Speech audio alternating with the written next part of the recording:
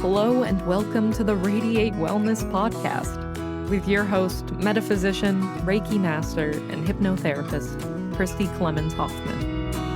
Each week, we will discover teachings, tips, and tools to radiate your best life ever with practitioners, authors, and luminaries to help you on your path. Wellness, joy, peace, abundance. What do you want to radiate? Hello and welcome back to the Radiate Wellness Podcast, where today we radiate triumph with Leah Guy, who is the author of 3 books, including Overcoming Toxic Emotions, which sounds like a wonderful book. How are you today, Leah? I'm wonderful. How are you? Wonderful. Great. Actually, I'm feeling triumphant. Hey, I love that. I love that. You know, triumphant is a wonderful thing because you have triumphed some adversity in your life. I have, yes. Including trauma, heartbreak, emotional wounds, guilt, shame, et cetera, et cetera, et cetera. In fact, your book, Overcoming Toxic Emotions, sounds like very much a personal triumph. It is. It's really about helping a person deal with what is going on within them so that they can triumph in their life, whether that's in relationships or in their careers or just a generalized sense of peace and hope and love for themselves. So that's very much what the book is about. Oh, I love that. That is wonderful. So tell us a little bit about what you've overcome. You've addiction, eating disorders. These are really difficult things. What all have you overcome personally? Well, as you said, I talk pretty openly in all my books about issues I've had, such as anxiety disorder, if you want to call it that, eating disorder. I went through a sexual assault. I've been divorced myself. My parents were divorced. My aunt was murdered when I was young. You know, just a whole range of toxic relationships, a lot of things, but they are big things. But I think they're also things that many people can relate to. We all have things we have to overcome. We do. And you help people, yes, with your books, you help people, but what kind of work do you do one-on-one with people? Well, now primarily I focus with spiritual coaching, but I also do some very intense emotional healing work with soul retrieval work or inner child work. And I also do intuitive readings to help a person along in their life. It's very kind of specific intuitive readings about one's health, for example, or immediate decisions that they need to make and understanding their core patterns and their wounds and their emotional addictions that keep them blocked in certain areas of their life. So that's what I offer with client work. I offer retreats and workshops and corporate seminars as well, and mindfulness and healing and mental and emotional health and a variety of topics there. So I stay quite busy. I'm sure. Yeah, you do. And you have a one-woman show as well. I do. I just launched that, premiered it in June of this year, and going to go again this fall and then figure out how to tour that. But it's also an inspirational piece of healing the ghosts of your past. Wow. Okay. So where did you start in putting together this one-woman show? That's exciting.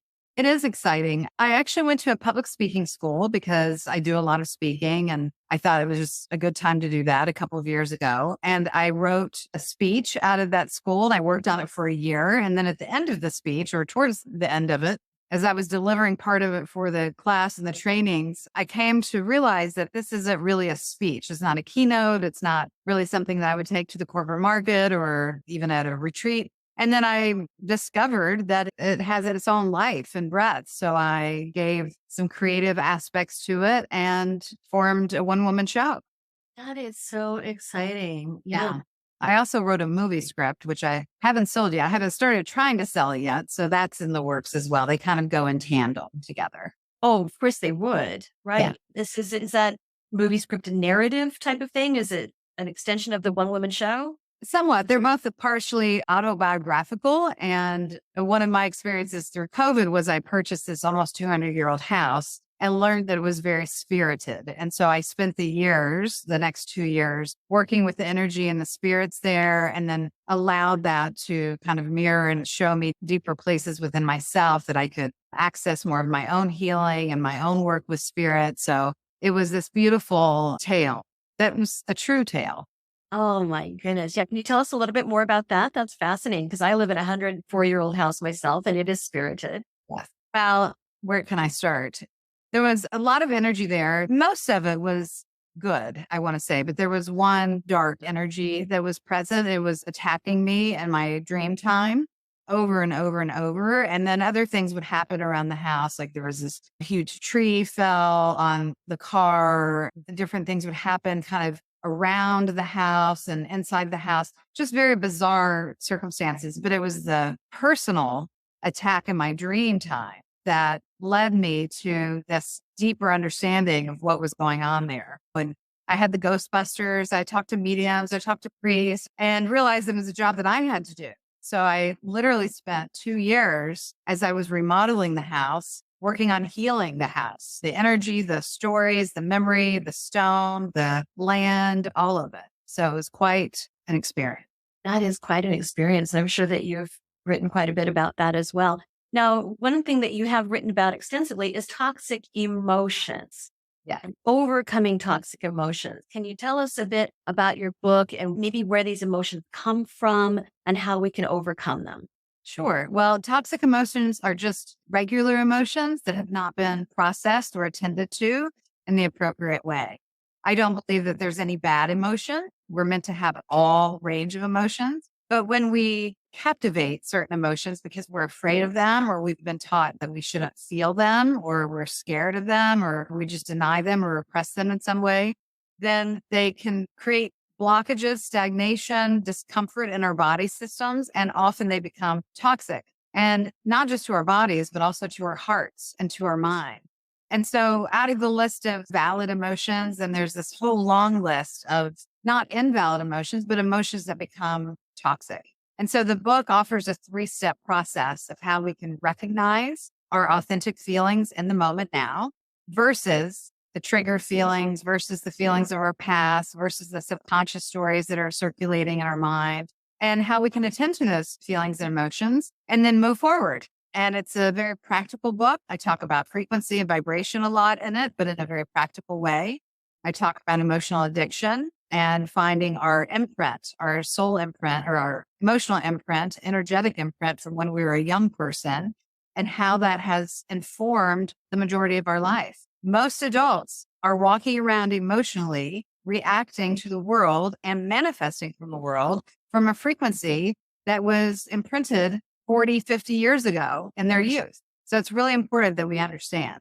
How can we discover what those imprinted vibrations are? I go through the whole process in the book. I mean, it's really like looking at our stories, and I give a very simple kind of gauge of a number system, if you will, to learn what our baseline is and how our feeling states resonate with that memory or that emotion. And we can look around in our lives now and say, oh, okay, this person, this job, this circumstance, this location, this environment, this color, this whatever, it creates a feeling that's similar to a feeling that we are addicted to or a feeling that has been imprinted on us. And we have to become conscious enough to recognize what our actual feeling is.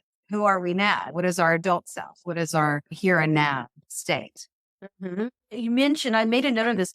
You had mentioned something about addicted emotions. Like, how can we become addicted to emotions? The Women in Podcasting Awards are an international People's Choice style of awards event, and we would love your vote. I'm Christy Clemens Hoffman, the host of this podcast you're listening to right now, and I'm up in 3 categories. First, the Health, Wellness, and Fitness podcast for the Radiate Wellness Podcast, what you're listening to now. Also, Faith-Based Podcast for Real Life Angel Encounters Podcast. Also, as Favorite Expert Guest. Again, that's me, Christy Clemens Hoffman. I would love your vote. Voting is open until October 1st. Please go to womeninpodcasting.net/vote to cast your vote. And thank you. I don't want to take too much of your time, but I would like to ask you a few simple favors. First of all, please rate, review, and share this podcast wherever you're listening. You know, it sounds like a simple little thing, and it is, but it has a huge impact for us because it helps other people find us in the podcasting algorithms. I don't know how it works, but I do know that it helps a lot. Next, if you would subscribe or follow wherever you're listening, whether that's YouTube or Apple Podcasts, Amazon Music, Pandora, Spotify, wherever you're listening, just hit subscribe or follow, and that helps you and it helps us. It helps you because then you receive notifications when we have a new episode that's out. It helps us because, again, algorithm magic, I don't know what happens, but it helps. And then finally, you can support our podcast in a tangible way by going to radiatewellnesscommunity.com/podcast and then click on support the show. Now, we have a new feature too. We are now on Patreon. You can find us on Patreon. You can also find the link to Patreon when you go to radiatewellnesscommunity.com/podcast. So on Patreon for $3 a month or $5 a month, you can support your metaphysical and spiritual growth. You can learn about upcoming guests and you can get early and ad-free versions of the shows. So please support us. This podcast is free for you to listen, but we have costs and quite frankly, they come out of my pocket. So if you like this content, if you get a lot out of it, please see what you can do to give back. Thank you so much. Well, that's a whole podcast of itself. That's the work of my next book that I'm working on right now. It's very easy. Any feeling that we have, we have a residual frequency to that feeling, but we also have information that goes on in our brain, different brain waves, different feelings, different thoughts, different beliefs, different memory that's associated with these feelings. And it sends a signal in us when we experience that. Now, the issue is that most people are addicted to lower frequency state emotions and not the higher frequency ones, because although we don't like them, there is a very strong sense of comfort and familiarity to them. For example, I give the example for myself of a feeling of being lonely. If you just looked at my life when I was a young person, someone would say, well, you weren't lonely, you weren't alone. You have all these friends and this community and 2 parents and a sister and a dog and a cat. Like, why would you feel that? But for my particular environment and relationships that I was experiencing, I connected to and sensed a state of loneliness within myself, a sense of separateness. And that sense of loneliness had trailed me for the majority of my life until I recognized the difference between the attachment to that feeling for comfort of that piece of who am I or how the world is versus how I actually feel in this moment, what is possible for me right now. It's like a separation almost. But when I would seek relationships or friendships or even jobs sometimes, the comfort, the familiarity, the vibration of certain people and experiences that were unavailable, that were somehow unavailable, emotionally, mentally, physically, somehow unavailable, it felt like home. But that's not what I wanted. It's just what felt like a reality, like an energetic match to me. So there's a lot to it, but it's a very interesting concept that I think all of us need to be aware of. Right. Yeah. We get addicted to feeling a certain way and we don't necessarily know how to get out of that feeling into something else. But we get addicted to pain and we don't know how to feel good. So this book, Overcoming Toxic Emotions, helps a person learn how to elevate themselves, their feeling state, their mental state, their energetic state, and how to sustain a higher frequency that is actually that one can sustain. And that is the key. Oh, I like that. I like that very much. Now, I believe on your website, leahguy.com, you offer energetic healing as well. Is that correct? Personal healing persons? Well, I do. Those are the ones I mentioned, the soul retrieval work, inner child work, the spiritual coaching. I used to do a lot more hands-on work. And for some local clients, I still do some hands-on energy work. All of my work is about energy, whether I'm doing a reading or a soul retrieval or a coaching session, it's all energetic. Exactly. Yeah. Yeah. Because it's all energy. It's all emotion. Emotion is energy and energy is emotion. Emotion is vibration. Yeah. All of that. How did you get started in this woo-woo world? Well, I don't consider it woo-woo. Actually, I consider it the most grounded sense that we have. And I've always been started. When I was a young person, I was very spiritually inclined. I had a sense and a relationship with angels and energy and entities and so forth and God. And then at a certain point in my life, after some of those traumas that I mentioned to you, I kind of was brought to my knees and I needed help. And I did some of the traditional things. And then a friend of mine suggested this school, which was in California. They're not there anymore. It was the School of Enlightenment Healing. And there I learned about energy, about the mind body experience, about channeling, about more how the body and the emotions work. And then I just continued my training from there because I was helped on my journey at that time. It made sense. It was palatable. It was safe. And it made lasting change for me. And so I continued simultaneously working on myself as I continued the training programs throughout the years and learned to start working with other people. Oh, yeah. Were you raised to recognize your emotions? Were you raised to, I think I know the answer to this. Were you raised to do this introspection and self-healing work?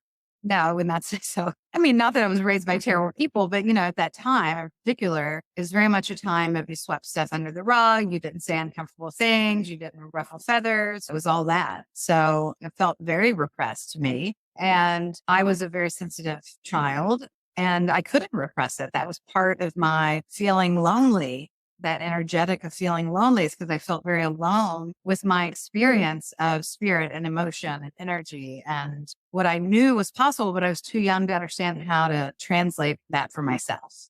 Right. Did you have any assistance along the way, like growing up? Or I know you said that you felt like you were alone, but did you have anybody that you could talk to, that you could turn to, any mentors that you relied on? Well, in different ways, yes, across the board, but I kind of just created my own path. Even in high school, like I started a prayer group at my high school. I became a mentor for young people when I was a young person. But there were certainly people in my youth groups or in organizations or friend groups and so forth that I got what I needed and got shepherded along at different points along the way, of course. I mean, I don't think it's ever a solo job as we're learning and gathering and healing and understanding as we evolve. So there was certainly a lot of people. Yes, a lot of people along the way. Yeah. That's wonderful. Yeah. Something that you talk about as well is learning to embrace the darkness. Can you talk a little bit about that? Sure. That's more of the work of the one woman show and the script that I wrote, the movie script, and my experience there at the house. I think that this other side of self that many of us don't want to look at, the shadow side or the dark parts of ourselves, the parts that we're not so keen to observe, the parts that scare us about ourselves, our capabilities, our connection to this underbelly, if you will. We have to understand that it is the backside of our strongest light. And so in this quest for so many people who are seeking and searching and awakening and wanting enlightenment and healing and their spiritual life, there's, of course, a lot of emphasis on the light, on the expansion, on the rising, on the goodness and the energetic of that. But dark isn't badness. Dark is otherness, and it creates the fullness. And we can only go as high as the depth that we reach. So that's what it is for me. And I think in all sacred texts, there's been talk of this, and there's been so much fear around it that we've created a language of fear around something that's beautiful incubator of our creation and creativity. So to me, it's a very important part of all of our work.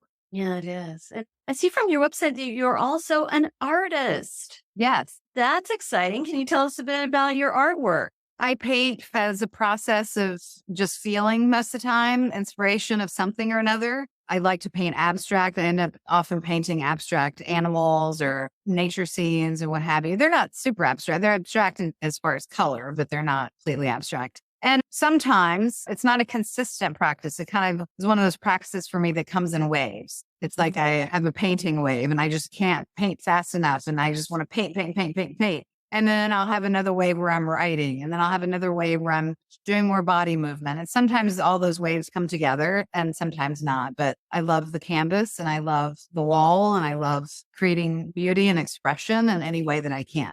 Yeah, I would describe your work as more expressionistic or impressionist. Oh, interesting. Yeah. I think it's beautiful, beautiful colors and beautiful movement of paint and everything is gorgeous. I process a lot through writing poetry. That's how I kind of make sense of things. And I love how you described that. Sometimes there'll be waves of something. There'll be waves of this, waves of that. And I just kind of wash through you where you feel really connected and on fire with that creative energy. Yes. Wonderful. Yeah. You've got some interesting things going on. Do you have anything else coming up in your world that you'd like to talk about, that you'd like to promote? Yeah, I have a 1-day retreat in New Jersey at my home, and that is in October, middle of October, October 19th. And so once or twice a year, I'll offer in-person day retreats, which I find are very lovely times to gather with like-minded people. I do a lot of just, messages from spirit and teaching in those, and we're outdoors a lot and just communing. So that's happening in October. And also frequently I teach on Insight Timer or lives on my social media. So that's happening. But I do private retreats as well. Sometimes smaller groups of people will come to me or I will go to them and we'll have private small group time together. So all that is lovely. And I love being with people as much as possible. And I love it in a group or speaking setting. So those are things I have coming up. So how can we find out about the upcoming retreats and things that you have coming up? Those are on my website, leahguy.com. And the events page. The One Woman Show information will be there as I launch the next series. But I think right now, just the one retreat is up and my lives. Yeah. Oh, that is wonderful. Yeah, I'm looking at that page now. That's quite lovely. Yeah. Is there anything that we haven't talked about that you think is important that you would like our audience to know? Oh, gosh. Well, there's so much to talk about. What I think they should know, just to continue loving themselves and staying true to their path and staying true to their heart, finding ways to connect with themselves and others through expression and authenticity and honesty. Those are all important points of our lives. How to trust again. I do have a course on trust, regaining trust. It's a very popular course on Insight Timer. So anyone, if you need support in any way, and we all do, I'm a believer. And for myself, every day, every week, I'm engaged in some kind of healing modality, some kind of mindfulness practice, some kind of support with a healer, therapist, what have you, or with myself, with my guides every day. It is a practice of mine from morning to night. And I don't expect everyone to be like that necessarily, but I try to walk my talk. And I know that when I'm out of alignment and disconnected from myself that way, I'm not able to serve my clients the same, or I guess, reach the place within me that I yearn to continue reaching and tapping into as part of my life here. So anyway, I think it's an important daily practice. It is an important daily practice. Yeah. Touching in with yourself and being connected in that way is so vital and so important. Now, where can we find your books? The books are all on, two of them, Overcoming Toxic Emotions and The Fearless Path, are available in any store. You may have to order them at this point, or on Amazon or any online place, as well as Spiritual Journals for Women. 2 of them are audiobooks as well, and they're in multiple languages. So they're available anywhere you can purchase books. Wonderful. Well, your website again is Leah Guy, LeahGuy.com. And thank you so much for joining me today. It's been a pleasure. Thank you. Thanks for having me on. Absolutely. Don't know what to watch next? Decisions. Well, we've got some suggestions.